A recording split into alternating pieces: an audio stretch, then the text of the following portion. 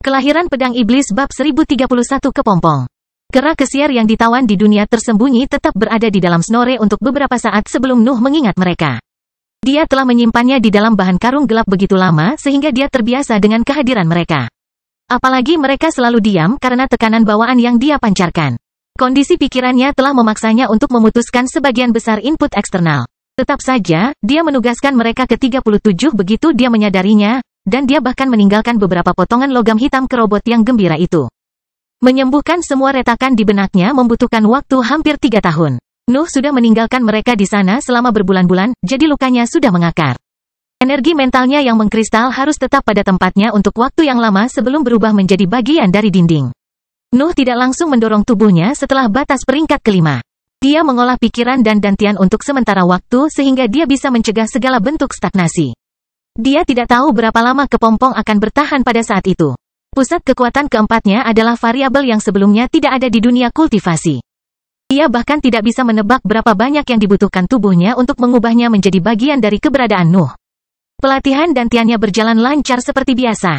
Nuh bisa melihat hukum dunia dan mempelajarinya langsung dari materi yang ada di hadapannya sekarang. Sifat murni dan sederhana itu seringkali membawa makna sejati yang mencerminkan nuansa keberadaannya.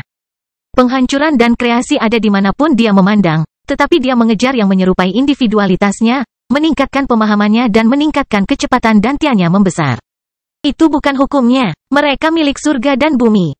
Nuh hanya bisa menggunakannya untuk mempelajari bagaimana mereka menggunakan materi sehingga keahliannya bisa mencapai puncaknya, dan dia bisa mulai menjadi hukumnya. Sedangkan untuk pikirannya, Nuh hanya memastikan bahwa itu memulihkan sebagian dari kekokohan masa lalunya, yang tidak sulit karena dia memiliki sehelai bulu dengan rune kesiar ke-6 dan rune bulatnya. Nuh kembali makan 2 tahun setelah patah perhatian pada pikiran dan dantiannya. Tubuhnya melewati batas peringkat kelima ketika dia menggigit kadal besar pertama itu, dan periode akumulasinya dimulai. Itu adalah waktu untuk mengumpulkan nutrisi yang akan digunakan untuk evolusi tubuhnya. Binatang ajaib akan membutuhkan rata-rata 100 makhluk peringkat 5 puncak untuk membuat perubahan mereka aman. Namun, Nuh tahu bahwa permintaannya sama sekali tidak biasa. Pikirannya telah menyempurnakannya. Nalurinya takut akan variasi. Sesuatu memberitahunya bahwa bahkan seluruh tubuh binatang peringkat 6 ajaib tidak akan cukup untuk memicu evolusi. Nuh mempertimbangkan pilihannya setelah tubuhnya sepenuhnya mencerna kadal itu. Makan makhluk dengan peringkat lebih tinggi selalu merupakan proses yang merepotkan dan panjang, tetapi tubuhnya telah menanganinya lebih baik dari yang dia harapkan. Masalah utamanya adalah rasa kantuk sudah datang, dan dia merasa tidak butuh waktu lama untuk kepompong terbentuk. Namun, energi yang terkumpul di jaringannya tidak cukup, menurut instingnya. Nuh punya waktu untuk mengambil matriks teleportasi, muncul kembali di zona bahaya peringkat 6, memburu pemimpin daerah itu, dan mencernanya sebelum terobosan terjadi. Namun, dia tidak yakin apakah itu akan cukup untuk kebutuhannya. Tubuh. Dia membutuhkan waktu kurang dari sesaat untuk memutuskan langkah selanjutnya. Aura ilahi menyebar di mansionnya saat binatang bersayap semu peringkat 7 muncul di kamarnya. Apa yang pernah menjadi makhluk yang mampu mengalahkan pusat kekuatan dunia sekarang adalah boneka-boneka. Sandal telah mengambil semua bagian dalam dan bagian tubuhnya yang berharga, tapi kulitnya masih ada. Nuh tahu bahwa dia tidak bisa menyakiti binatang itu. Kekuatannya tidak cukup untuk menembus kulitnya bahkan setelah ia kehilangan sebagian besar tubuhnya. Untuk memakannya, dia bahkan tidak memimpikannya. Namun demikian, setiap makhluk akan melepaskan nafas setelah kematiannya, dan sisa-sisa binatang bersayap mengikuti aturan yang sama. Nuh meletakkan mulutnya di tangannya sebelum dia mulai mengisap. Nalurinya memintanya untuk menggigit, tetapi giginya tidak bisa berbuat apa-apa terhadap kulit itu. Yang bisa dia lakukan hanyalah menjilati energi primer yang dilepaskan karena kerusakannya. Gelombang kekuatan menyebar ke seluruh tubuh Nuh saat dia memakan energi primer tebal yang terkumpul di kulit makhluk itu. Dia belum pernah makan sesuatu yang begitu murni, dan perasaan puas yang diberikannya membuat ketagihan. Dia telah belajar mengendalikan rasa laparnya. Jadi dia bisa mengendalikan dirinya sendiri dan terus mengisi tubuhnya dengan energi yang tidak pernah bisa diakses oleh binatang lain di peringkat kelima. Nuh melanjutkan bahkan setelah dia merasa kenyang. Rasa kantuk ingin dia tertidur di tempat, tetapi dia menahannya selama dia bisa. Akhirnya, dia pingsan di lantai. Dan dia hanya memiliki kekuatan untuk mengembalikan binatang bersayap itu ke dalam cincin antariksa sebelum pikirannya menjadi gelap, dan zat seperti kristal memenuhi seluruh ruangan. Nuh tidak bermimpi tentang pedang iblisnya atau masa lalu naga pemakan cahaya. Bahkan sensasi mendengkur tidak muncul dalam penglihatannya saat pikirannya mengembara. Apa yang dia lihat adalah langit berbintang semakin dekat dan memperbesar bintang-bintang yang telah dia kejar sepanjang hidupnya. Dia menyaksikan materi terbakar dan menyatu saat benda langit yang agung itu menerangi kehampaan yang gelap. Nuh tidak memiliki momen kesadaran sporadis yang biasa selama terobosan itu, tetapi dia berada dalam kondisi hampir sadar melalui semua itu. Dia segera menyadari bahwa mimpi-mimpi itu hanya tentang dia dan menandakan bagaimana keberadaannya telah membebaskan diri dari batas dunianya dan mengarah ke bintang-bintang. Eksistensi dengan 4 pusat kekuatan adalah dunia lain. Itu bukan milik sistem langit dan bumi, dan itu bukan kejadian alami. Tempatnya berada di kehampaan, di antara keberadaan unik lainnya. Kesadaran Nuh terbangun di beberapa titik, dan pembukaan matanya yang sederhana menghancurkan lapisan kristal di depannya. Tangannya terkepal membentuk tinju, dan gerakan tiba-tiba itu menyebabkan gelombang kejut yang mereduksi lebih banyak kristal menjadi berkeping-keping. Tidak ada semburan rasa lapar atau gemuruh kesuksesan yang sombong. Nuh tenang, dan dia merasa sepenuhnya mengendalikan dirinya sendiri. Nuh dapat segera merasakan bahwa beberapa wajahnya telah berubah. Kukunya masih hitam dan runcing, dan rambutnya tidak kehilangan sifat metaliknya. Namun, sisiknya telah hilang, dan kulitnya menjadi lebih putih seolah-olah telah mencapai kemurnian baru. Seluruh tubuhnya terasa panas. Dia tidak merasakan panasnya, tetapi dia menyadari bahwa suhunya jauh lebih tinggi dari biasanya. Asap keluar dari mulutnya saat dia bernapas. Sepertinya ada tungku di dalam dirinya, dan penyebabnya adalah hatinya. Bintang hitam telah menggantikan organnya. Kelahiran pedang iblis bab 1032 laporan. Sebuah bintang hitam berputar di tengah dadanya, tepat di bawah tulang dada dan di antara paru-paru. Jantung Nuh telah menghilang, digantikan oleh bola padat yang berputar yang menjalankan fungsi organnya sebelumnya dan menambahkan yang baru. Nuh memejamkan mata untuk merasakan tubuhnya secara keseluruhan. Bintang hitam telah menjadi bagian dari penyerapan bawaan dari nafas yang dilakukan oleh binatang ajaib. Itu mengumpulkan energi di dalam intinya sebelum mengubahnya menjadi energi primer yang memelihara jaringannya. Namun, energi primer itu tampak sedikit berbeda dari biasanya. Strukturnya tidak berubah, tapi sepertinya ada lebih banyak kekuatan yang terkandung dalam kainnya. Seolah-olah materi gelap telah memperbaiki sifatnya, membuatnya menjadi nutrisi yang lebih baik untuk tubuhnya. Hal yang sama berlaku untuk darahnya. Bintang hitam menyaring dan memperbaiki strukturnya sebelum mengirimnya kembali ke pembuluh darah. Nuh merasa tubuhnya menjadi lebih kuat setelah setiap putaran penuh bola, tetapi penyebabnya bukanlah jumlah energi yang besar. Nuh merasa lebih murni. Materi gelap mengangkat jaringan dan nutrisinya menuju bentuk kehidupan yang lebih tinggi, menjauhkannya dari label yang biasa digunakan untuk mengevaluasi tubuh bibrida. Kuantitas, intensitas, dan kemurnian, pikir Nuh ketika dia menyadari kekuatan luar biasa yang mengalir di nadinya. Perjalanan kultivasi telah memaksa saya untuk mengejar tujuan yang berbeda saat peringkat saya meningkat. Saya mengangkat diri saya sekarang. Nuh menghadap ke langit-langit saat dia mengingat gambar yang terlihat selama mimpinya. Dia tidak membuka matanya, tetapi dia melihat bintang-bintang memanggilnya. Tubuh dan pikirannya mulai berjalan ke arah mereka. Ini terlalu berbeda, Nuh menyadari di beberapa titik. Pikirannya cukup kuat untuk memberinya kendali penuh atas instingnya, tetapi tidak merasakannya. Seolah-olah dia telah menjadi sesuatu yang sama sekali berbeda.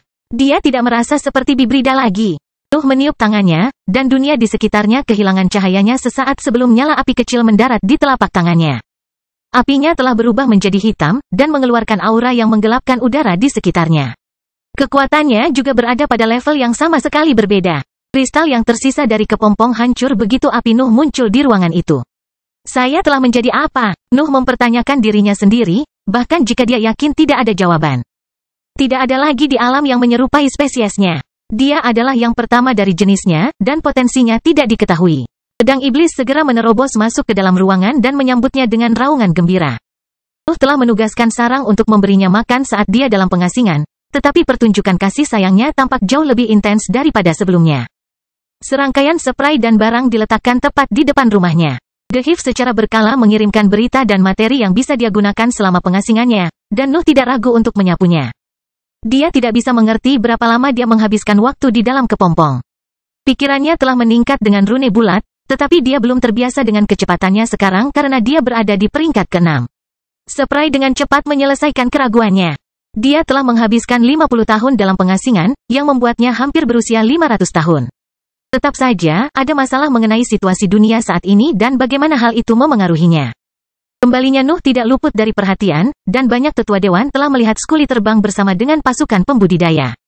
Beberapa bahkan memperhatikan rune di tubuhnya, dan mereka mau tidak mau menghubungkannya dengan spesies kesiar yang legendaris. Tahun-tahun setelah kemunculan kembali Nuh melihat aliran utusan datang ke Hive untuk meminta audiensi dan pertemuan. Nama Nuh sering muncul di dalamnya, tetapi para sesepuh menghindari setiap pertanyaan sambil menunggu dia keluar dari pengasingan. Mengejar iblis dan petinggi lainnya telah menanyai Scully setelah Nuh mengisolasi dirinya sendiri. Kisah luar biasa dari dunia tersembunyi dan peristiwa spektakuler tentang akhirnya membuat mereka terkejut. Fakta bahwa Nuh sendirian merawat makhluk ilahi, membebaskan pasukan manusia, dan menghancurkan seluruh dunia membuat mereka tidak bisa berkata-kata. Tetap saja, mereka telah menyadari sejak pertumbuhan Pangeran Iblis telah melampaui ekspektasi terliar mereka sejak dia kembali. Peristiwa itu akhirnya menarik perhatian keluarga Elbas, yang berhasil mendapatkan akses ke informasi melalui mata-mata dan dengan menyuap pembudidaya yang lebih lemah. Royals hampir menjadi gila karena petunjuk bahwa Hiv memiliki spesimen milik spesies kesier. Gerombolan Master Prasasti melepaskan kebencian mereka terhadap tindakan Nuh baru-baru ini dan terbang ke Hiv untuk menjadwalkan pertemuan. Mereka bahkan membawa hadiah terlebih dahulu. Namun, Tetua Sarang menghentikan permintaan mereka tanpa batas waktu, dan pasukan lain segera mengerti bahwa mereka harus menunggu Nuh muncul kembali sebelum menangani masalah itu. Scully dan para pemberontak menjalani beberapa putaran inspeksi dari 37 sebelum pindah ke lingkungan yang berbeda. Para pembudidaya manusia berakhir di sekolah dan akademi di bawah Kubah dan menerima perlakuan khusus untuk menebus teknik mereka yang buruk. Sebaliknya, para ahli heroik dan Scully memilih untuk hidup di antara Bibrida dan mengelola tanah mereka. Penatua Roy dan Master Prasasti lainnya menemani mereka untuk menjelaskan bagaimana bidang prasasti telah berubah dalam beberapa tahun terakhir. Selain itu, mereka sangat membutuhkan teknik kultivasi baru yang mencerminkan individualitas mereka. Metode Scully telah memungkinkan mereka mencapai peringkat kelima dan keempat, tetapi kekuatan dan kemampuan bertarung mereka kurang.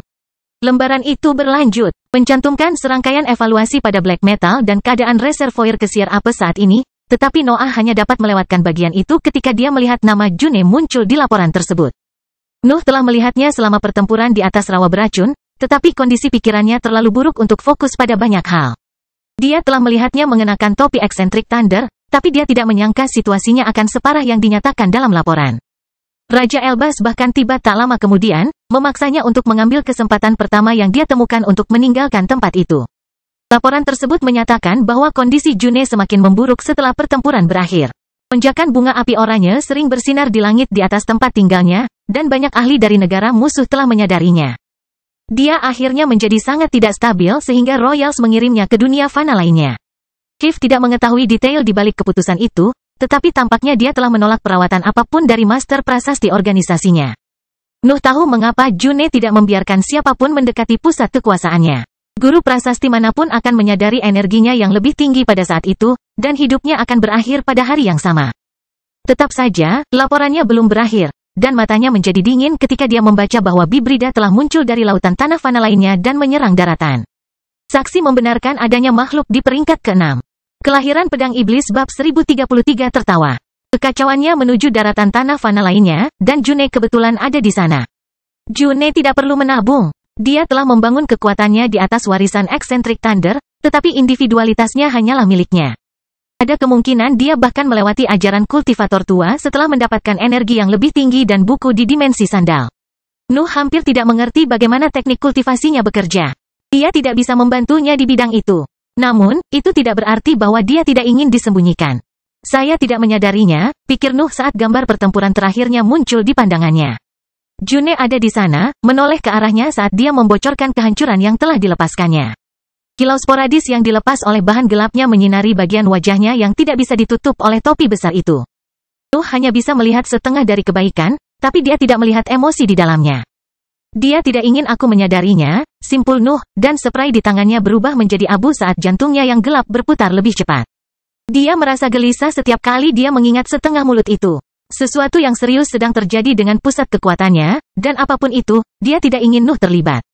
Dia pasti memperhatikan lukaku, pikir Nuh ketika dia duduk di tanah dari dimensi yang terpisah. Dia tidak merasa bersalah atas perkembangan situasinya, tetapi dia ingin berbuat lebih banyak untuknya. Mereka sudah terlalu lama berpisah, dan Nuh akhirnya mencapai titik di mana dia bisa berhenti mematuhi aturan lingkungan politik. Sedangkan June, dia telah bertanggung jawab atas keluarganya cukup lama saat itu. Satu-satunya masalah adalah menemukan peluang yang tepat untuk melepaskan diri dari cengkeraman Royals. Dia tahu terlalu banyak tentang aktivitas di bawah tanah keluarga Elbas. Sebagian besar struktur akademi hanya memberikan akses ke garis keturunan Elbas, tetapi dia adalah orang pertama dalam daftar pembudidaya yang dihubungi jika ada pekerjaan kotor yang harus dilakukan. Sudah waktunya bagi mereka berdua untuk bersama di tempat terbuka, tetapi mereka harus merencanakannya dengan matang untuk menghargai keinginan mereka. 37 muncul di sampingnya di beberapa titik, dan matriks teleportasi di dekat mansion menyala sebelum mengungkapkan dua iblis berjalan ke arahnya. Pertunjukan yang bagus yang kamu lakukan di sana, kata Flying Demons. Bunga putih tumbuh dimanapun dia melangkah, dan es menyebar di tanah di sekitarnya. Mereka memancarkan aura menakutkan yang tampaknya mampu menstabilkan lingkungan dimensi. Scully memberitahu kami semua yang kamu lakukan, kata Dreaming Demon. Udara dimensi bengkok karena gelombang mental yang mengelilingi sosoknya. Seolah-olah tidak bisa menolak otoritas yang mereka bawa. Kedua iblis telah meningkat selama tahun-tahun itu. Dreaming Demon mendekati puncak peringkat kelima, sementara Flying Demon telah melewati setengah dari tahap padat. Selain itu, aura mereka jauh lebih kuat dibandingkan dengan para ahli di level yang sama. Individualitas mereka sangat luas, dan ambisi mereka membuat keadilan bagi guru ilahi mereka. Kamu terlihat baik, kata Noah, memperlihatkan senyum tipis. Kamu terlihat lebih baik, jawab Flying Demon sebelum tertawa kecil. Nuh berharap dia bisa menyusul mereka di depan beberapa kendi anggur yang enak, tetapi situasi June mengganggunya. Dia bisa menggunakan invasi bibrida peringkat 6 untuk mencarinya dan melihat apakah dia bisa membantu. Berencana pergi ke suatu tempat? Flying Demon berkata sambil tersenyum lebar. Abu Seprai masih ada. Dia bisa memahami jenis reaksi yang dimiliki Nuh setelah membacanya. Kami telah membangun terowongan untuk negara Utra, Dreaming Demon melanjutkan sambil menggunakan tangannya untuk menutupi tawa lembutnya. Nuh merasa bingung hanya sesaat sebelum memahami situasinya dan berdiri untuk menanyai para iblis. Mengapa kamu ingin datang? Ada makhluk di peringkat ke-6 di sana. Aura Dreaming Demon melonjak, dan Nuh merasa terpaksa memperluas kesadarannya untuk mempertahankan kendali atas tubuhnya. Intensitas tekanannya terus meningkat sampai Nuh melihatnya menembus batas yang bisa diungkapkan oleh pikiran peringkat 5. Dia belum pernah mendengar gelombang mental yang mampu melakukan kehebatan seperti itu. Bahkan pikirannya selalu begitu dominan hanya karena levelnya yang tinggi. Aku murid Divine Demon, Pangeran, kata Dreaming Demon saat suaranya berputar di dalam auranya yang padat. Melampaui batas adalah apa yang kita lakukan. Dan kami sangat bosan setelah berkultivasi di sini selama berabad-abad, tambah Flying Demon sambil melepaskan tawanya yang biasa. Keluarga kerajaan bahkan menghentikan kami dari pertempuran tanpa alasan. Tetap saja, penampilanmu luar biasa. Aku merasa tercerahkan setiap kali mendengar cerita tentang kadal. Haruskah aku mengingatkanmu bahwa kadal itu berakhir di perutku? Nuh menjawab ketika seringai muncul di wajahnya. Tidak ada gunanya meyakinkan iblis untuk membatalkan masalah ini. Mereka akan mati di dalam dimensi arsitek ilahi jika mereka bukan pembudidaya paling keras kepala yang pernah dia temui. Bisakah kalian bertiga pergi? 37 akhirnya berkata. Aku terlalu sibuk untuk membuang waktu dengan para maniak. Nuh melirik robot itu, dan karung materi gelapnya terbuka, memperlihatkan sepotong logam hitam lain yang diambil di dunia tersembunyi. 37 mata halus melebar saat melihat itu, dan senyum cepat muncul di wajahnya. Aku butuh lebih banyak cincin luar angkasa dan deskripsi terperinci tentang evolusi fauna di dunia lain. Perintah Nuh, dan robot itu menghilang, hanya untuk kembali beberapa menit kemudian dengan barang-barang yang dia minta. Hanya satu hal lagi, kata Flying Demon sambil menoleh untuk melihat Noah dengan ekspresi yang parah. Jangan bilang kalau mengayunkan Magical Beast adalah teknik barumu. Suara tawanya bergema melalui area dimensi terpisah saat ketiganya bergerak menuju matriks teleportasi. Para iblis memberitahu Nuh tentang anekdot lucu yang terjadi saat dia pergi, dan Nuh menceritakan versinya tentang peristiwa dunia tersembunyi. Sekarang perdamaian telah menyebar di antara ketiga organisasi itu lagi, mereka dapat menggunakan portal dimensional dengan bebas. Namun, mereka memutuskan untuk mengambil jalan tercepat bagi bangsa Utra karena setiap ahli di dunia sedang mencari Nuh. Mereka bertiga mencapai portal dimensional dalam beberapa minggu dan menemukan pasukan yang memakai armor emas dikerahkan di depannya. Kedatangan mereka memberitahu pasukan yang terbang ke udara untuk menemui ketiganya, tetapi para prajurit mulai melambat ketika mereka menyadari identitas mereka. Hanya ada satu pembudidaya peringkat 5 di antara pasukan. Sisanya adalah tentara di peringkat keempat yang terlalu takut untuk menatap mata ketiganya. Aku perlu melihat otorisasimu, kata Kapten dengan suara gemetar, tetapi Nuh dan para iblis memelototinya. Kapten bahkan tidak bertahan beberapa detik sebelum menundukkan kepalanya dan menyingkir, membiarkan jalan terbuka. Kelahiran Pedang Iblis Bab 1034 Keraguan. Nuh dimensi terowongan untuk pertama kalinya dalam berabad-abad. Dia hampir tidak tahu tentang hukum saat itu, tetapi mata dan pikirannya bisa melihatnya sekarang. Tidak ada hukum dalam kehampaan. Ketiganya membocorkannya seolah-olah itu adalah kejadian alami di lingkungan itu, dan mereka bubar begitu mereka melewati dinding halus terowongan.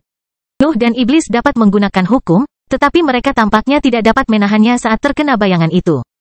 Mereka menyimpulkan bahwa hanya dewa yang dapat menjelajah kehampaan tanpa terpengaruh oleh sifat-sifatnya. Bagaimanapun, mereka hanya meminjam makna sebenarnya yang ada di alam. Mereka tidak memproduksinya, dan individualitas mereka terlalu lemah untuk menahannya di dalam pusat kekuatan mereka. Pengalaman itu baru bahkan untuk para iblis, dan kelompok itu diam-diam setuju untuk mempercepat langkah mereka untuk menghindari masalah. Langit berbintang muncul dalam penglihatan mereka saat mereka menjelajah pintu keluar. Berbagai kekuatan telah menggali gunung berapi dan membangun benteng yang melindungi dimensi terowongan pada tahun-tahun itu. Sebuah kota terbentang di sekitar benteng. Itu adalah pusat dari pasukan alien dunia baru, jadi banyak bangunan yang memiliki tata letak teratur yang menyerupai kamp militer. Banyak lapisan pelindung mengelilingi berbagai tempat dan semakin meningkatkan jumlah pertahanan yang dimiliki kota sejak mereka membentang hingga daerah pinggirannya. Tembok tinggi juga mengelilingi seluruh pemukiman, dan banyak pembudidaya berpatroli di atasnya. Dunia lain menganggap serius penjajah. Noah and the Demons mau tidak mau merasa kagum ketika mereka memikirkan tentang sumber daya yang diinvestasikan di tempat itu. Mereka segera menyadari bahwa bahkan keberadaan pada level mereka akan kesulitan untuk menembus semua pertahanan itu, apalagi benteng di tengah mereka. Rasanya tidak nyata melihat keajaiban yang dapat dilakukan oleh 4 organisasi terkemuka ketika mereka bekerja bersama. Tempat ini memiliki pertahanan yang lebih baik daripada tempat tinggal Rufus, Flying Demon menyampaikan melalui kesadarannya. Teknik menyalin saja tidak cukup untuk mencocokkan perlindungan yang tak terhitung jumlahnya yang ditumpuk satu sama lain. Nuh sekarang mengerti mengapa pasukan yang dikerahkan di dunia itu tidak panik atau meminta bantuan ketika Bibrida peringkat 6 bangkit dari laut. Mereka tidak takut pada mereka. Kota itu adalah satu-satunya area netral di dunia lain. Itu berfungsi baik sebagai pasar besar dan sebagai pusat matriks teleportasi yang terhubung ke berbagai struktur penelitian daratan.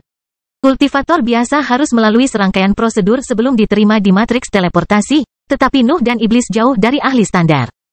Pesan mental terbang lebih cepat daripada pembudidaya di terowongan dimensional, jadi pasukan pihak lain sudah tahu tentang kedatangan mereka. Serangkaian Elders of the Hive peringkat 4 menyambut ketiganya dengan membungkuk dalam-dalam dan undangan ke perjamuan yang diselenggarakan untuk menghormati mereka. Flying Demon merasa cenderung untuk menerima tawaran itu, tetapi tatapan tajam Nuh dan kekasihnya meyakinkannya sebaliknya. Kedatangan mereka menimbulkan ketegangan di antara pasukan yang ditempatkan di sana, dan Nuh adalah alasan di balik peristiwa itu. Berita tentang tindakannya di atas rawa beracun telah sampai ke dunia lain, dan para pembudidaya keluarga Elbas tidak melihatnya dengan baik. Nuh telah menghancurkan pasukan pembudidaya heroik yang menampilkan bahkan para ahli di panggung cair. Banyak dari mereka adalah kepala cabang tertentu dari keluarga kerajaan, sementara yang lain adalah pemimpin faksi di dalam organisasi itu.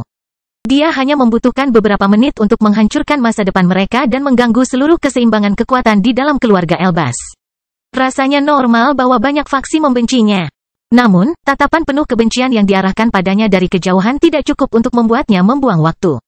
Dia datang ke sana pada bulan Juni dan untuk berburu makhluk peringkat 6. Kebencian para pembudidaya itu tidak memenuhi pikirannya sekalipun. Pangeran Iblis, Penatua Hive peringkat 4 puncak berkata sambil menundukkan kepalanya. Saya hanya bisa menjelaskan apa yang saya lihat. Saya minta maaf karena keahlian saya di bidang binatang ajaib tidak memuaskan Anda. Nuh tidak menjawab dan terus membaca setumpuk lembaran tebal yang menggambarkan evolusi fauna dari Worldwide Heaven Tribulation sampai hari itu. 37 telah memberinya laporan serupa. Tetapi Nuh juga ingin mendengarnya dari para ahli di lapangan. Satu-satunya masalah adalah pembudidaya yang bertanggung jawab saat ini memiliki tingkat kultivasi yang terbatas. Nuh memiliki keraguan yang signifikan tentang invasi Bibrida yang kuat itu. Bertahun-tahun telah berlalu sejak transformasi, tetapi hanya Bibrida lemah yang keluar dari laut sebelum penyerangan. Itu normal karena binatang buas yang kuat sering tinggal jauh dari daratan. Habitat alami mereka adalah kedalaman laut, di mana gema tangisan Nuh tidak dapat mencapainya. Ada kemungkinan bahwa makhluk yang kuat kebetulan berenang di dekat garis pantai tepat pada saat itu. Tetapi itu saja tidak menjelaskan keberadaan 3 Bibrida peringkat 6 yang memimpin invasi besar-besaran. Nuh merasa ada sesuatu yang lain. Dunia lain adalah tempat yang tepat untuk melakukan eksperimen yang tidak ortodoks dan mengutuk karena berita akan sampai ke kekuatan pusat secara perlahan. Beberapa dari mereka bahkan mungkin hilang karena alasan misterius. Siapa yang bahkan akan membuat pasukan Bibrida di level ini? Nuh mempertanyakan dirinya sendiri. Bahkan jika dia merasa lebih mudah percaya bahwa para ahli telah melahirkan kawanan itu, dia tidak dapat menemukan penjelasan untuk membenarkan tindakan mereka. Setan akhirnya bergabung dengannya dalam struktur itu. Mereka pergi ke departemen lain yang menangani operasi spionase dan melacak sebagian besar teleportasi untuk menyelidiki June. Dreaming Demon memberi Nuh laporan yang berisi perjalanan June, dan dia melihat bahwa dia telah bergerak ke sisi lain daratan, tepat di mana Bibrida muncul kembali. Namun, laporan itu berusia 7 tahun. June bisa saja pindah kemana saja di benua itu saat itu. Menurutmu dia masih di sana? Flying Demon bertanya, tetapi Nuh menggelengkan kepalanya. Kurasa dia masuk lebih dalam ke zona bahaya, Noah menjelaskan saat senyum muncul di wajahnya. Seorang maniak pertempuran memecahkan masalah dengan berkelahi. Bagaimana kalau kita pindah kalau begitu? Dreaming Demon menyarankan tanpa menunjukkan rasa takut sedikit pun. Fakta bahwa target mereka berada di dalam zona bahaya peringkat 6 tidak membuatnya ragu bahkan sedetik pun. Hanya satu hal lagi, kata Noah sebelum auranya menyebar ke seluruh ruangan dan memutuskan segala bentuk komunikasi. Akar di depannya hampir pingsan ketika gelombang mentalnya mencapai pikirannya, tetapi mata tajam Noah membuatnya tetap terjaga. Kemudian, kata-katanya yang dingin sampai ke telinganya dan memaksanya untuk benar-benar jujur. Apakah menurutmu ada pemberontakan yang sedang terjadi di sini? Kelahiran Pedang Iblis bab 1035 ketidakstabilan.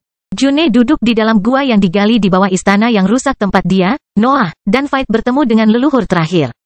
Sebuah topi logam besar diletakkan di atas kepalanya dan aliran energi di dalam sirkuit sempurna miliknya menjadi lebih halus setiap kali mendekati benda bertulisannya. Raungan ratusan binatang ajaib dan Bibrida menggema melalui langit-langit dan dinding guanya, dan langkah berat yang tak terhitung jumlahnya membuat seluruh pulau bergetar. Dia berada di tengah kelompok penyerang, dan dia tidak mencapai posisi itu secara kebetulan. June telah terbang ke seberang benua untuk tetap sendirian, tetapi dia terus maju sehingga dia mengetahui tentang persilangan. Beradaptasi di antara para ahli dalam kondisinya saat ini mirip dengan mengungkapkan energinya yang lebih tinggi, dan June harus melindungi rahasia itu untuk menghindari bahaya dari pengkhianatannya. Dia juga harus melindungi melawan Noah, tetapi prioritasnya sekarang adalah memperbaiki dirinya sendiri tanpa terungkap. Sebenarnya ketidakstabilan energinya adalah kesalahannya. Dia telah gagal memahami seberapa kuat energi yang lebih tinggi akan menjadi ketika dipasangkan dengan dorongan pertempurannya yang tak terpuaskan. June telah mengganti breadnya dengan bunga api gelapnya. Pusat kekuatannya mengekspresikan individualitasnya dan menggunakan energi yang lebih tinggi sebagai bahan bakar untuk kemampuan dan perluasannya. Namun, June hanyalah manusia biasa. Pusat kekuatannya tidak dapat menahan besarnya energinya karena levelnya terlalu rendah dibandingkan dengan kekuatan yang mampu dia keluarkan. Tubuh guntur sejati juga tidak membantunya. Percikan gelap tidak tetap milik elemen petir, dan Eccentric Thunder tidak diprediksi bahwa ahli warisnya akan mendapatkan akses ke energi yang begitu kuat secepat ini. Itu adalah masalah keluaran daya. Sirkuit sempurna June tidak dapat menangani semua energi kekerasan itu karena dia adalah seorang kultivator di tahap cair dari peringkat kelima. Masalahnya menjadi lebih signifikan ketika individualitasnya ikut bermain. June adalah pertempuran maniak, dan pusat kekuatannya akan menghasilkan lebih banyak energi saat pertarungannya berlanjut. Itu semakin membuatnya stres, yang membuat kerugian kekuatan tak terelakkan.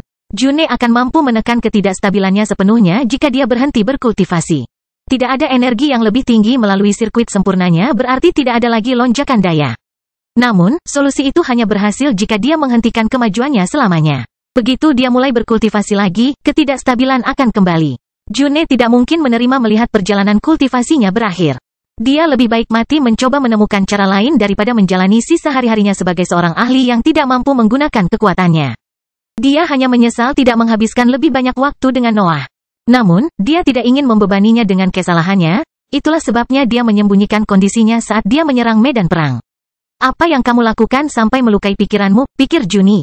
Nuh jarang menunjukkan apapun selain wajahnya yang dingin di tempat terbuka, jadi dia mengungkapkan bahwa ada yang salah dengan dirinya saat dia memijat pelipisnya. Tentu saja, banyak yang bahkan tidak mau repot-repot menganalisis gerakan itu, terutama ketika ada mayat monster peringkat 6 yang tergantung di tangannya. Namun, June telah menyadarinya, sama seperti Noah telah melihat bahwa ekspresi tegasnya menyembunyikan kondisinya yang parah. Suara langkah diintensifkan sebelum tiba-tiba menjadi tenang. June bisa merasakan bahwa kelompok itu telah mengambil pulau itu sebagai sarangnya. Prediksinya tentang di mana binatang itu akan berhenti ternyata benar. June berencana untuk memaksakan terobosan, dan dia hanya bisa melakukan itu dengan mempertaruhkan nyawanya. Dia membutuhkan pertempuran putus asa, sesuatu yang bisa mendorongnya jauh melampaui batas biasanya. Dia awalnya berpikir untuk melawan makhluk apapun yang dia temukan, tetapi kemudian paket yang dipimpin oleh 3 Bibrida peringkat 6 tiba, serta kesempatannya. June akan melawannya sampai sirkuit sempurnanya membaik, atau energinya yang lebih tinggi membanjiri pusat kekuatannya.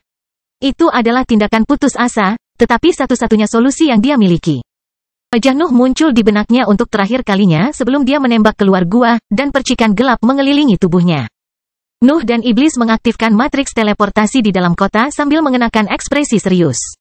Nyali Nuh tepat sasaran. Menurut ahli di bidang binatang ajaib, rumor tentang pemberontakan bergema di dunia lain. Biasanya pasukan yang jauh dari cabang utama merasa terpisah dari mereka. Hal yang sama juga terjadi di Coral Archipelago, dengan satu-satunya perbedaan adalah ada jarak berkilo-kilometer yang memisahkan para pihak yang berkepentingan pada saat itu. Pemberontak hanya perlu memblokir pintu keluar terowongan dimensional untuk memisahkan dua tanah fana selamanya. Dan pertahanan di kota memiliki kekuatan yang cukup untuk menghentikan pembangkit tenaga listrik sekalipun. Pemberontakan menginspirasi pemberontakan, pikir Nuh saat pemandangan berbeda muncul di matanya. Hiv telah menunjukkan bahwa kekuatan terdepan dunia rentan dan bisa kalah dengan alat yang tepat, jadi siapapun yang memiliki ambisi bermimpi melakukan hal yang sama. Jika tebakannya benar, kemunculan tiba-tiba dari Bibrida yang begitu kuat bukanlah peristiwa yang wajar. Ancaman pada tingkat itu akan membuat sebagian besar pasukan sibuk jika sampai mencapai kota. Nuh dan Iblis muncul kembali dalam struktur Hiv yang didedikasikan untuk penangkapan dan perbudakan Bibrida. Itu mirip dengan guild berburu di masa lalu Nuh, tetapi dengan pemburu di barisan heroik. Ketiganya telah memilih tempat itu karena posisinya di sisi lain benua. Dari sana, mereka bisa mencapai area yang diserbu kawanan itu dalam beberapa minggu.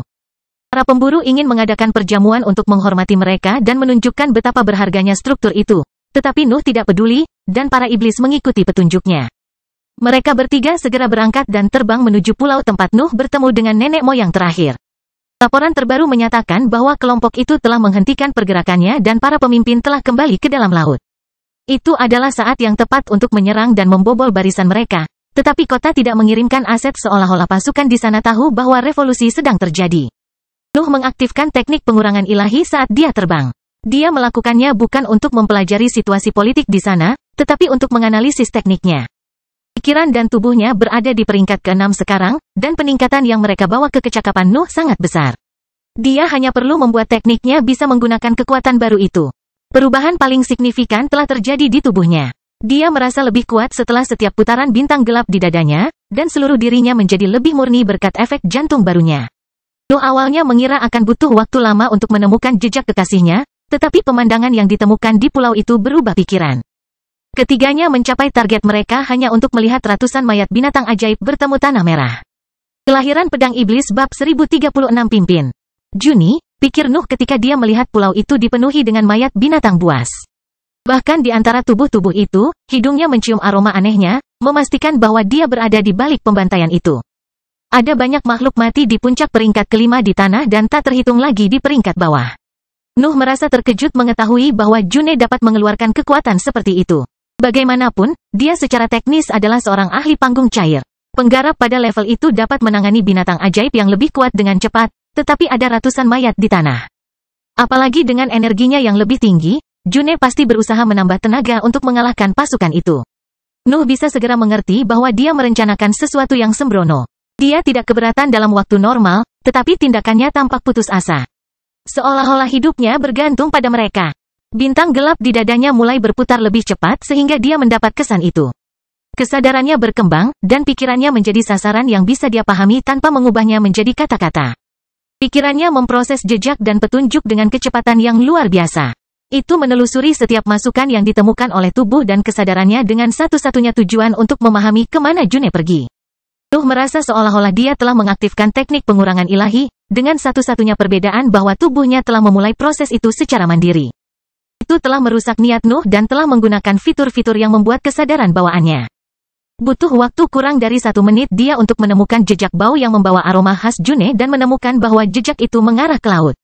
Yang mengejutkan, Nuh tidak merasa marah ketika bau percikan surga mencapai lubang hidungnya. Apakah aku bahkan Bibrida lagi? Nuh hanya bisa berpikir sambil memimpin jalan menuju iblis. Mereka bertiga menyelam ke laut dan menunggu Nuh menemukan lebih banyak jejak. Ada mayat binatang ajaib lainnya di laut. Tubuh cacat mereka mengapung di air keruh itu, meninggalkan jejak kematian yang diharapkan ketiganya mengarah pada kekasih Nuh. Bungkusan itu jauh lebih besar dari yang dilaporkan, atau setidaknya June telah membunuh ratusan makhluk di peringkat keempat dan kelima, tanpa meninggalkan satu spesimen pun hidup. Nuh dan Iblis bahkan tidak tahu apakah sisa paket itu masih ada. Satu-satunya berita pasti menyangkut keberadaan 3 pemimpin di peringkat ke-6 yang tidak muncul kembali sejak menghilang di laut. Apakah dia mengejar mereka? Noah bertanya-tanya, tetapi dia tidak percaya bahwa June menjadi begitu ceroboh. Jika dia melakukannya, itu karena situasinya benar-benar tanpa harapan, dan dia sedang mencari keajaiban. Kesadaran itu membuatnya semakin fokus untuk menemukannya, yang mendorong bintang gelapnya berputar lebih cepat. Indranya mencapai tingkat ketajaman yang membuatnya melihat jejak June pada hukum di sekitarnya. Nuh merasa heran dengan kemampuan tubuhnya. Dia percaya bahwa sebagian dari keheranannya berasal dari apresiasi nyata pertamanya terhadap peringkat ke-6, tetapi sesuatu mengatakan kepadanya bahwa dia telah menjadi lebih unik.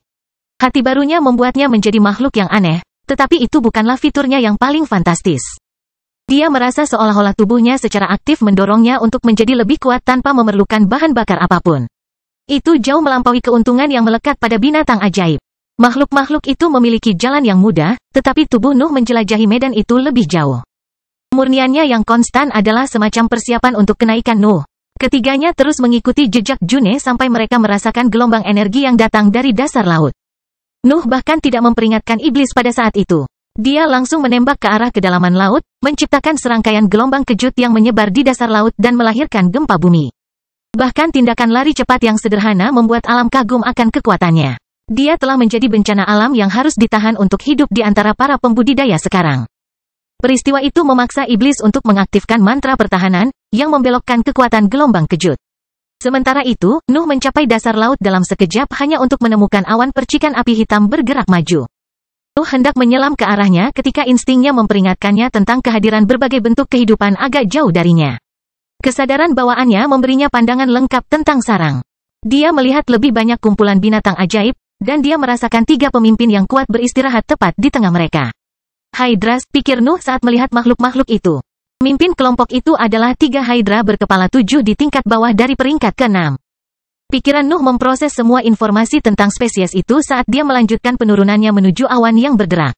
Hydra itu aneh. Potensi mereka bergantung pada jumlah kepala, yang berarti bahwa para pemimpin itu paling baik bisa mencapai peringkat ke-7. Juga, mereka berbagi banyak sifat dengan spesies seperti naga dan ular, berada tepat di bawah mereka dalam hal kekuatan tubuh mereka. Mereka juga memiliki kemampuan bawaan yang berbeda, satu untuk setiap kepala, yang membuat mereka cukup sulit untuk dihadapi. Namun, keadilan langit dan bumi membuat mereka cukup bodoh, memaksa mereka untuk tetap terisolasi di sudut gelap kedalaman laut. Hydra punah di dunia lain, tapi tidak ada yang merindukan mereka karena membawa lebih banyak masalah daripada nilai. Satu-satunya masalah adalah bahwa mereka telah menjadi bibrida di tanah fana itu, memecahkan satu-satunya kelemahan alami mereka. Nuh merasa semakin yakin bahwa ada seseorang di balik transformasi mereka. Makhluk-makhluk itu tidak akan pernah mendekati garis pantai, dan itu bukan gen mereka untuk membentuk kelompok yang begitu beragam. Dia bahkan mulai percaya bahwa seseorang telah menginstruksikan mereka untuk bertindak seperti itu. Tentu saja, itu murni hipotetis. Banyak ahli yang mampu mencuci otak bibrida peringkat 6, bahkan jika mereka memiliki pikiran bayi yang baru lahir dan pada dasarnya bodoh. Dia akan mengerti jika salah satu pembangkit tenaga listrik telah melewati portal dimensional pada tahun-tahun itu, tetapi catatan mengatakan sebaliknya. Nuh menyelam melalui deretan percikan api gelap, menghancurkannya dengan tubuh telanjangnya, dan mendarat tepat di belakang sosok yang muncul berjalan di dalam awan. June berhenti ketika dia merasakan aura familiar itu. Sebagian dari dirinya merasa hangat memikirkan bahwa dia tidak bisa menyembunyikan apapun dari kekasihnya, tetapi sebagian dari dirinya tidak suka bahwa dia tiba tepat sebelum tindakan terakhirnya.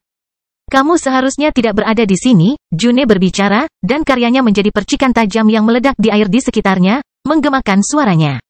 Noah dapat merasakan dari nada suaranya betapa tidak enak badannya, tetapi dia tidak mengerti bagaimana sirkuit sempurnanya bekerja bahkan ketika dia menganalisisnya dengan pikiran barunya. Dia memperhatikan tingkat kultivasi June.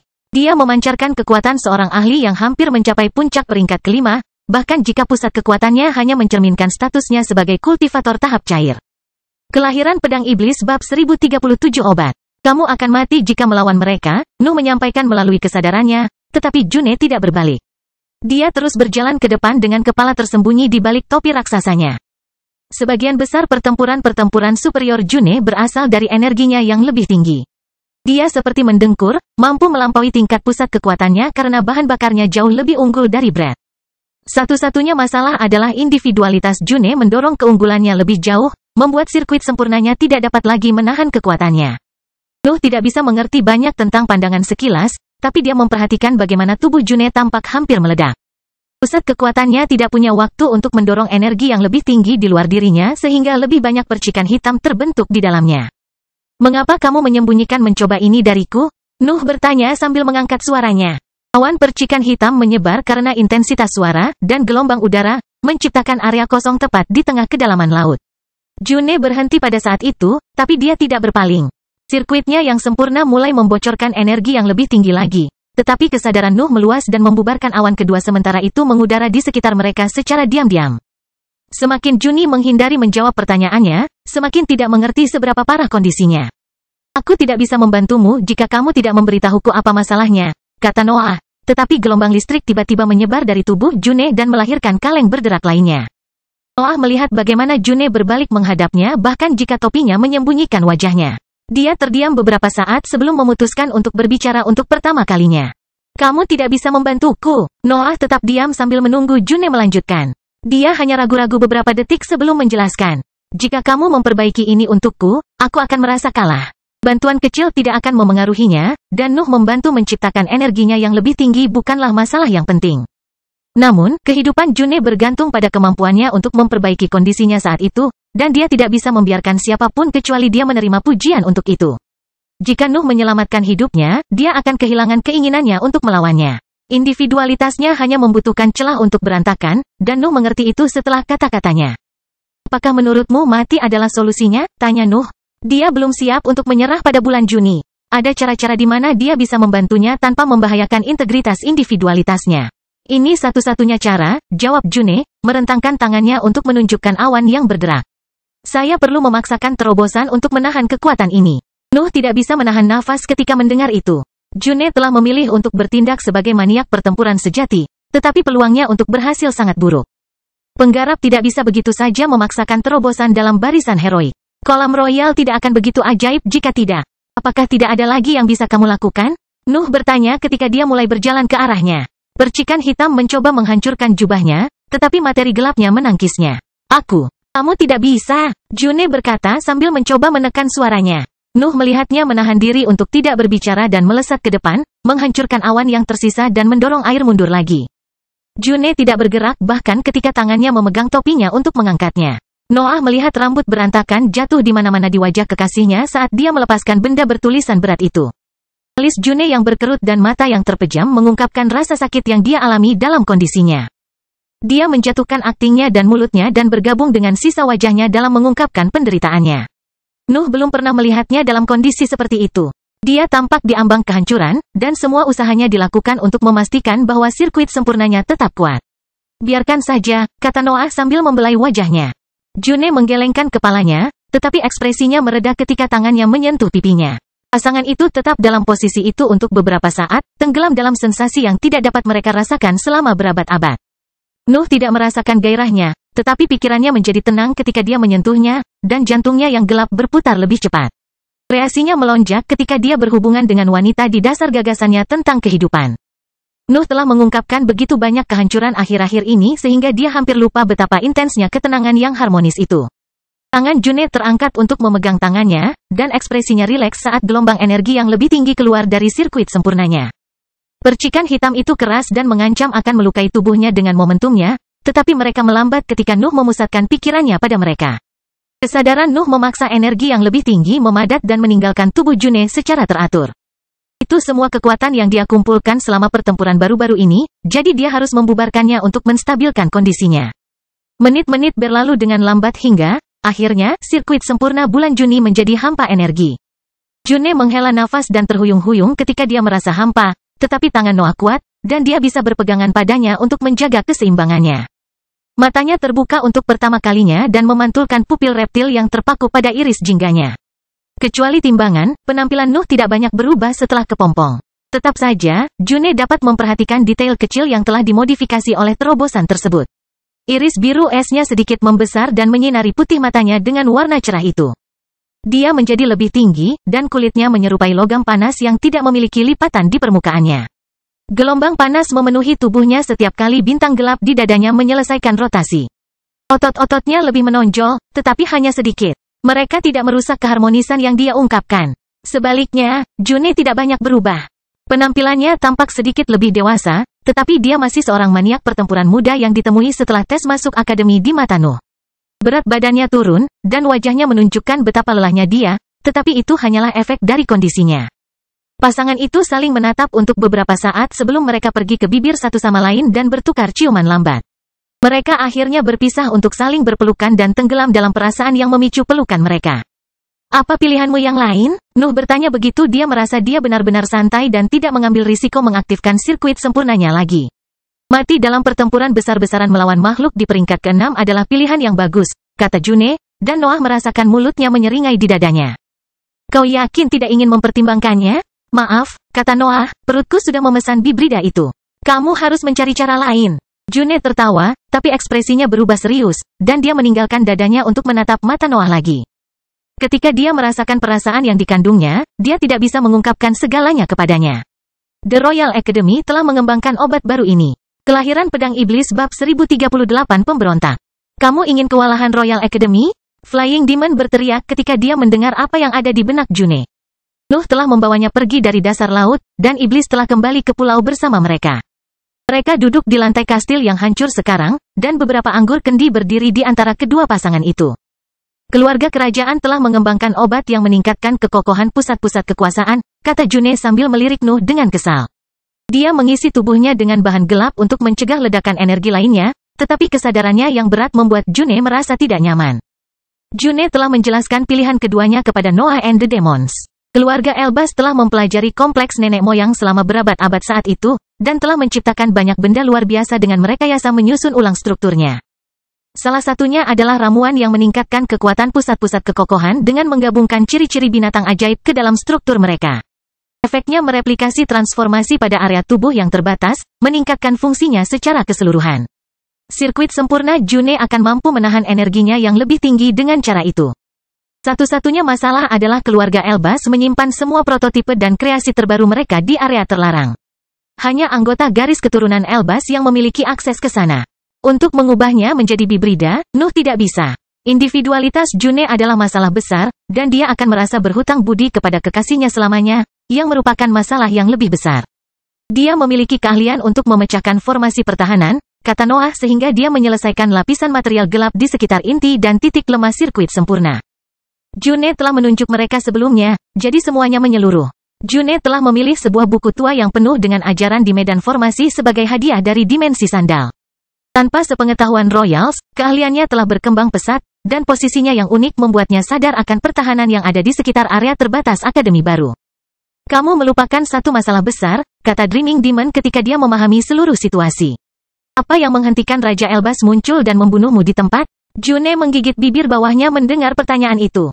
Raja Elbas adalah satu-satunya alasan mengapa dia tidak menggunakan opsi kedua sebagai strategi utamanya. Ancaman dari pembangkit tenaga listrik terkuat di dunia adalah sesuatu yang tidak bisa dia abaikan hanya karena dia putus asa. Lebih baik mencoba peruntungannya melawan binatang ajaib. Bahkan dengan rintangan yang mengerikan, dia memiliki lebih banyak peluang untuk berhasil di sana daripada melewati Raja Elbas. Demons dan June menatap bagian bawah cangkir mereka yang kosong saat mereka merenungkan masalah ini. Dia tidak punya banyak pilihan. Dia bisa melompat ke misi mematikan atau membusuk di levelnya saat ini selamanya. Aku bisa mengeluarkannya dari tempat kejadian untuk sementara waktu, kata Noah akhirnya, dan mata bertanya dari ketiga ahli itu tertuju padanya. Tak terhitung ahli telah mencoba mengatur pertemuan dengannya untuk menanyakan tentang kesiar api yang terlihat selama dia kembali. Master prasasti terbaik di dunia juga akan tertarik dengan topik tersebut.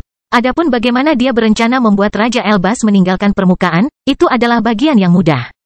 Nuh hanya perlu berbohong. Grup tersebut harus menyelesaikan satu masalah sebelum mencurahkan seluruh perhatian mereka pada bulan Juni. Pasukan yang dikerahkan di Tanah Fana itu sedang merencanakan pemberontakan, dan pasukan dengan 3 peringkat 6 Hydra berkepala 7 sedang menunggu untuk menyerang. Nuh bahkan mengaitkan asal-muasal revolusi dengan beberapa faksi keluarga Elbas sekarang. Lagi pula, June baru saja mengonfirmasi bahwa Royals telah membuat kemajuan signifikan di bidang itu. Penemuan mereka bisa berada di balik kemunculan tiba-tiba bibrida dari dasar laut. Tentu saja, June tidak akan bergabung dengan Noah and the Demons dalam misi itu. Dia harus tetap diam sampai mereka menyelesaikan situasi dan kembali ke dunia utama. Nuh dan para iblis membangun sebuah gua besar di dasar laut dan menggunakan beberapa prasasti sederhana untuk menahan air di luar. Mereka bahkan memiliki area terpisah, sehingga kedua pasangan dapat memiliki momen intim dan berkultivasi dengan damai. Kelompok tersebut telah memutuskan untuk menahan diri dari pengisian paket untuk mempelajari situasinya. Bagaimanapun, mereka harus menyiapkan rencana pertempuran, dan mereka telah mengambil kesempatan untuk melihat apakah hipotesis Nu benar. Jika pasukan pemberontak berada di balik invasi mendadak, seseorang pada akhirnya akan menginstruksikan Bibrida tentang tugas baru mereka. Menunggu di sana untuk sesuatu terjadi tidak merugikan siapapun selama paket tidak bergerak. Dreaming Demon bertugas menganalisis situasi. Individualitasnya memungkinkan kesadarannya menyebar lebih jauh daripada kesadaran Nuh. Apalagi dia sibuk bermeditasi dan mengobrol dengan June. Pikiran dan tubuhnya luar biasa, dan dia belum mengeksplorasi potensi penuh mereka. Tetap saja, dia punya waktu untuk fokus pada tekniknya sekarang, dan kreasinya melampaui level lamanya sejak June ada di sana. Nuh sebagian besar berfokus pada peningkatan mantra yang diperlukan untuk tekniknya, yaitu Shadow Kapi dan mantra penggabungan. Itu adalah inti dari serangan dan gerakannya, jadi dia harus membuatnya sesuai dengan kekuatan fisik barunya. Dia bahkan merenungkan elemen-elemennya dari waktu ke waktu. Dia hanya membutuhkan cahaya untuk menyelesaikan penguasaan penuhnya, tetapi individualitas Daniel jauh berbeda darinya. Hanya sebulan berlalu sebelum sesuatu terjadi, dan Nuh tidak berhasil meningkat bahkan ketika menggunakan teknik pengurangan ilahi. Seseorang akan datang, Dreaming Demon memperingatkan kelompok itu dengan kesadarannya, dan mereka bertiga meninggalkan gua untuk bergerak menuju kawanan itu.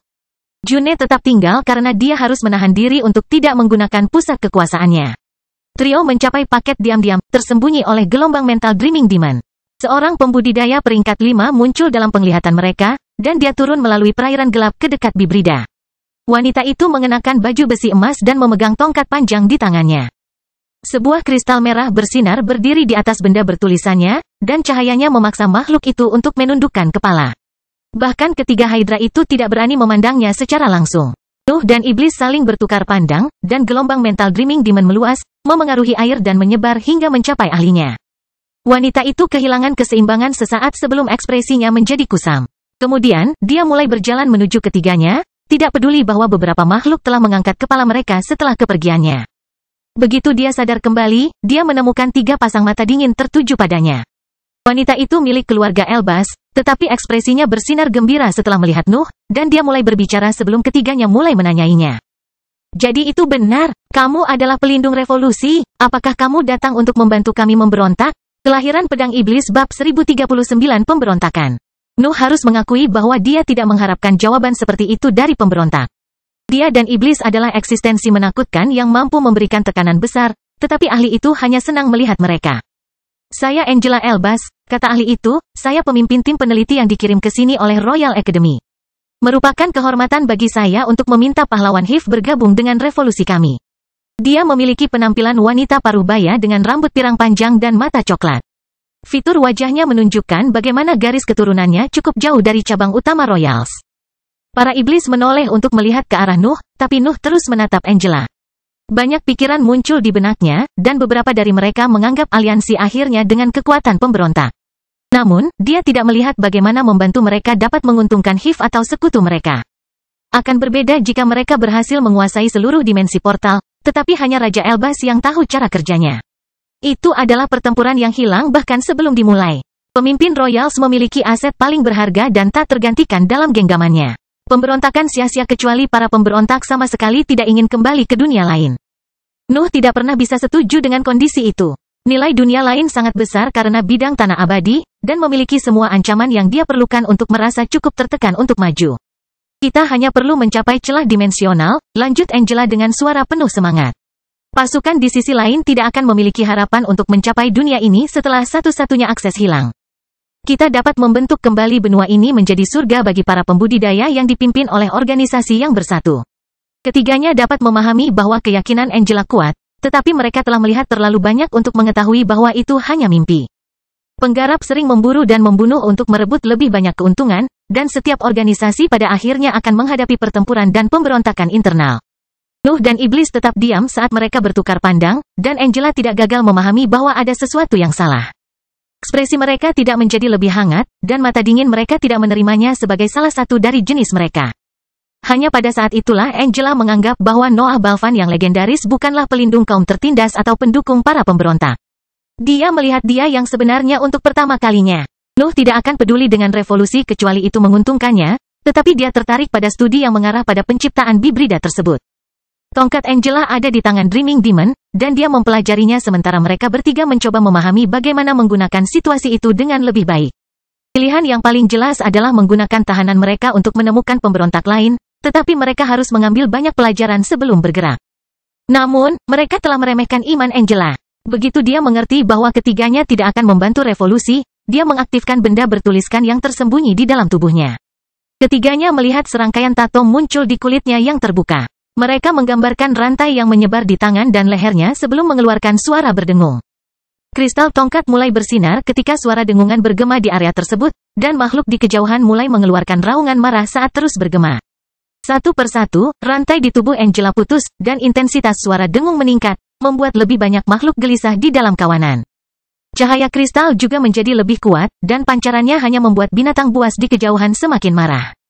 Ketiganya bertindak cepat. Gelombang mental Dreaming Demon menyebar untuk menekan kebisingan, Flying Demon membekukan seluruh area, dan Nuh menginjak wajah Angela. Membuatnya menjadi abu dan menciptakan celah besar di dasar laut. Namun demikian, tindakan mereka tidak dapat menghentikan rangkaian acara berikut. Reaksi mereka langsung, tetapi mereka tidak mengharapkan tato Angela. Bahkan Dreaming Demon tidak merasakannya, yang berarti bahwa mereka memiliki beberapa sifat penyembunyian. Nuh dan Iblis tidak dapat melihat mereka datang, tetapi mereka mengerti apa yang disebabkan oleh aktivasi mereka. Tongkat itu muncul di luar kendali, dan kristalnya mulai bergetar, seolah siap meledak. Nuh hendak memukulnya, tetapi Flying Demon memberi isyarat padanya untuk berhenti dan menggunakan individualitasnya untuk membekukan benda itu. Sementara itu, makhluk di kejauhan bangkit dari dasar laut dan berbelok ke arah lingkaran cahaya merah. Mata dan indera mereka terkunci pada tiga pembudidaya yang masih diterangi oleh cahaya itu sebelum menyerang mereka. Noah dengan cepat mengambil cincin luar angkasa Angela dan menyimpan tubuhnya untuk melihat apakah itu menyembunyikan rahasia lain. Kemudian, dia maju selangkah, siap menghadapi pasukan besar makhluk kuat yang berenang ke arahnya. Apakah kita mengirimkannya? Flying Demon bertanya saat kekasihnya menyimpan tongkat kerajaan. Dia bukan ahli di bidangnya, jadi dia bertanya-tanya apakah ada kesempatan untuk melakukan sesuatu yang produktif dengan makhluk-makhluk itu. Gema tidak berhenti di area ini, kata Dreaming Demon. Bagian padat ditembakkan ke suatu tempat menuju daratan. Dia telah memperingatkan para pemberontak, pikir Nuh saat bintang gelap di dadanya berputar lebih cepat. Ada kemungkinan besar pemberontakan sudah dimulai, jadi mereka harus fokus untuk melemahkan musuh mereka. Bisakah kamu merawat salah satu dari mereka? Nuh bertanya sementara ketiga Hydra berkepala 7 melampaui sisa paket mereka untuk menjangkau mereka. Bisakah kamu merawat mereka berdua? Kata Flying Demon sambil tertawa terbahak-bahak. Aura iblis melonjak pada saat itu, dan individualitas mereka menyebar ke seluruh lautan, menciptakan area pribadi yang dipenuhi dengan hukum mereka. Sebaliknya, Nuh menyerang ke depan, mengabaikan ancaman yang ditimbulkan oleh tiga bibrida peringkat 6 kepadanya. Sesuatu di dalam dirinya memberitahunya bahwa dia tidak perlu takut dalam bentrokan langsung, dan bagaimanapun juga dia akan menguji kehebatan tubuhnya. Hydra pertama menerkamnya dengan kepala setinggi 4 meter. Spesimen itu sangat besar dan memiliki leher panjang yang membentang lebih dari 20 meter. Mereka bahkan memiliki 4 sirip tebal yang memberi mereka kecepatan yang bagus. Nuh tidak memiliki akses ke tekniknya, tetapi dia memiliki cukup aset untuk mematikan makhluk pada level itu. Gigi-gigi tajam memenuhi pandangannya saat kepala-kepala itu menerkamnya, tapi dia tidak mengubah arah. Iblis melihat Nuh menamparkan kepala di depannya dan melanjutkan ke depan, meninggalkan Hydra itu kepada mereka. Sasarannya adalah 2 pemimpin lainnya yang sedikit tertinggal. Adapun makhluk yang tak terhitung jumlahnya dalam barisan heroik di belakang 3 pemimpin, Nuh bahkan tidak menganggap mereka sebagai lawan. Akan aneh jika serangan bersama mereka bisa meninggalkan penyok di kulitnya. Di dadanya, bintang gelap itu mulai berputar dengan kecepatan luar biasa ketika dia melihat 14 kepala bersisik menyerangnya. Perasaan berbahaya akhirnya muncul di benaknya pada saat itu, tetapi mulutnya sudah terbuka, dan dunia kehilangan cahayanya untuk sesaat.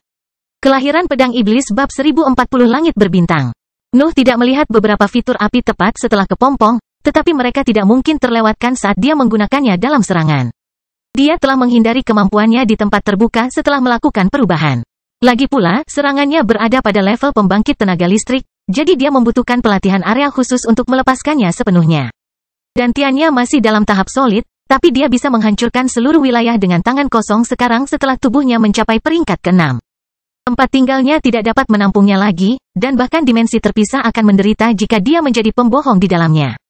Gelombang api hitam menyebar di kedalaman laut dan menyedot cahaya redup yang berhasil mencapai area tersebut. Darah terbakar saat api Nuh menciptakan zona gelap yang membuat para Hydra dan gerombolan di belakang mereka buta. Beberapa cahaya mulai muncul di antara bayangan yang pekat itu. Itu adalah kilatan kecil yang menyinari lingkungan dan menyinari makhluk menangis yang cukup sia-sia untuk menyentuh api. Seolah-olah langit berbintang telah muncul di kedalaman laut. Kemampuan bawaan Nuh telah melahirkan pemandangan yang akan dikagumi banyak orang. Nyala api juga mengejutkan Nuh, dan mereka memberi petunjuk tentang keberadaannya setelah kepompong. Sifat-sifat naga pemakan cahaya tetap ada, tetapi keberadaannya telah memengaruhi sifat dari kemampuan bawaannya. Tampaknya olah perubahan terakhir membuatnya mencapai keharmonisan yang nyata dalam perpaduannya. Kemampuannya bukan skill yang diwariskan oleh binatang yang berbeda lagi. Mereka adalah bagian dari garis keturunannya, yang tampaknya lebih unggul dari bentuk kehidupan lain dimanapun di dunia. Hydra meraung kesakitan saat api menelan mereka. Kecakapan serangan Nuh melampaui kemampuan bawaan setiap binatang ajaib dan melangkah ke ranah pembangkitan tenaga listrik. Itu memiliki kekuatan mantra, air tidak melakukan apapun untuk merebut api hitam. Mereka membakar kulit Hydra yang bersisik dan membatasi gerakan mereka dengan melukai siripnya. Namun, mereka berhasil menekan rasa sakit untuk melakukan serangan balik. Nuh melihat 14 kepala reptil melebarkan mulutnya dan melancarkan berbagai serangan yang diarahkan padanya. Setiap kepala Hydra bisa mengeluarkan kemampuan yang berbeda, tetapi mereka tetap menjadi spesimen dengan bakat air. Mereka memiliki berbagai serangan yang memiliki elemen yang sama. Mereka pintar, pikir Nuh sambil menatap serangan itu. Panas, dingin, racun, tekanan, gaya tarik, suara memekakkan telinga, dan gelombang mental keluar dari mulut mereka dan mendarat di atasnya. Nuh tidak punya waktu untuk mengelak, tetapi air di sekitarnya mulai terbakar saat suhu tubuhnya naik. Materi gelapnya juga keluar dan menerapkan lapisan perlindungan. Hydra cukup pintar untuk melakukan serangan balik alih-alih membiarkannya mengambil inisiatif. Namun, itu tidak cukup untuk mengalahkannya. Serangan itu menembus pertahanannya dan mendarat di tubuhnya. Nuh merasakan gelombang rasa sakit menyebar ke seluruh kulitnya, dan banyak luka muncul, tetapi tidak ada yang melewati ototnya. Breath palsu di dalam serangan hibrid menyebar segera setelah bersentuhan dengan panas yang dilepaskan oleh bintang gelap. Itu berputar sangat cepat sehingga tarikan gravitasi bawaannya menyerap semua energi yang dilepaskan oleh serangan makhluk itu. Nuh merasakan lukanya menutup saat bintang gelapnya memproses dan memurnikan energi itu. Jantungnya yang berputar telah mengalihkan semua fungsi tubuhnya pada proses penyembuhan, sehingga mampu menyembuhkan lukanya dalam hitungan menit. Sensasi kekuatan yang kuat memenuhi Nuh ketika dia mulai menyadari betapa tubuhnya telah meningkat. Kekuatan dan kemampuannya lebih unggul dari rekan-rekannya, tapi itu hanya efek sekunder dari fitur utamanya. Bintang gelap tidak hanya memurnikan dan mengangkat seluruh keberadaannya. Itu juga berfungsi sebagai bahan bakar, yang menempatkannya di liga yang berbeda dibandingkan dengan makhluk di level yang sama. Seolah-olah binatang ajaib dan bibrida menggunakan batu bara untuk berfungsi sementara dia sudah mendapatkan akses ke energi nuklir. Itu tidak berarti kekuatan yang sangat besar. Tetapi itu meningkatkan semua fungsi tubuhnya ke tingkat yang tak tertandingi. Selain itu, bintang gelap bereaksi terhadap masukan yang dihasilkan oleh pikirannya tanpa perlu berpikir. Nalurinya telah menjadi otak sunyi yang mengendalikan perilaku bintang gelap. Nuh telah melindungi pedang iblis dengan tangannya selama tumbukan. Tetapi kekuatan tubuhnya membuatnya mengerti bahwa dia tidak dapat menggunakan senjata hidup sampai dia menyesuaikan kendalinya. Ada kemungkinan dia harus menunggu sampai membaik sebelum menggunakannya lagi. Namun, itu tidak berarti bahwa itu tidak dapat membantunya dalam pertempuran. Pedang iblis bisa bertarung bersamanya. Senjata hidup meraung saat dia melemparkannya ke atas. Mendengkur terbentuk di sekelilingnya, dan pedang iblis berhenti tepat di atas medan perang, siap mendukungnya. Nuh menembak ke depan, tidak peduli fakta bahwa Hydra telah melanjutkan serangan mereka. 14 serangan dari berbagai sifat melanda sosoknya, tetapi mereka bahkan tidak bisa meninggalkan bekas di tubuhnya setelah Snorre melemahkannya. Asap hitam mengepul dari kulitnya dan menutupinya dengan baju zirah berduri yang meningkatkan kehebatan fisiknya yang sudah mengesankan. Bibrida tidak berdaya untuk menghentikannya di depan tampilan kekuatan seperti itu. Nuh berenang melalui serangan dan menebas dengan tangan cakar ketika dia mencapai satu kepala. Tanda yang dalam muncul di atasnya, dan sebagian besar mulutnya hancur setelah tumbukan. Darah hijau juga mencemari air, tetapi serangan Nuh belum berakhir. Asap korosif menyebar di bagian dalam kepala reptil, dan awan gelap menutupi seluruh bagian atas makhluk itu. Dengan api hitam yang masih berkobar di sekitar tubuh bagian bawahnya, Hydra itu sepenuhnya bergantung pada belas kasihannya. Mendengkur melepaskan serangan elementalnya, dan pedang iblis meluncurkan tebasan yang tak terhitung jumlahnya ke arah awan. Kepala yang terluka hanya bisa menahan serangan yang menindas itu, memberi Nuh kesempatan untuk menutupinya dengan serangkaian pukulan. Dia hanya membutuhkan beberapa serangan untuk menghancurkan kepala itu, dan Nuh bergerak menuju yang berikutnya pada saat itu, memuntahkan lebih banyak api untuk memaksa makhluk itu ke posisi pasif. Hydra yang lain merasa bermasalah. Kepalanya mencoba menggigit Nuh, tetapi dia terlalu kecil untuk ditangkap ketika berenang di antara leher rekannya. Nalurinya pada umumnya akan memerintahkannya untuk melepaskan serangan, tetapi ia tidak ingin melukai pemimpin lainnya. Adapun Nuh, dia menggunakan keuntungan yang diberikan oleh ukurannya secara maksimal. Dia selalu berada dekat dengan kepala atau leher target pertamanya, membuatnya mustahil untuk ditangkap. Satu demi satu, jumlah kepala utuh mulai berkurang. Nuh meninju, menebas dan memuntahkan api saat dia menari di sekitar lehernya yang tebal. Gaya bertarungnya sempurna dan mengeksploitasi semua kelemahan spesies itu sambil mempertimbangkan peningkatan yang diberikan oleh status bibrida mereka. Rupanya para pemberontak tidak mengajari mereka mantra apapun, jadi kecerdasan mereka hanya mencegah mereka saling menyakiti saat mereka mencoba menangkapnya.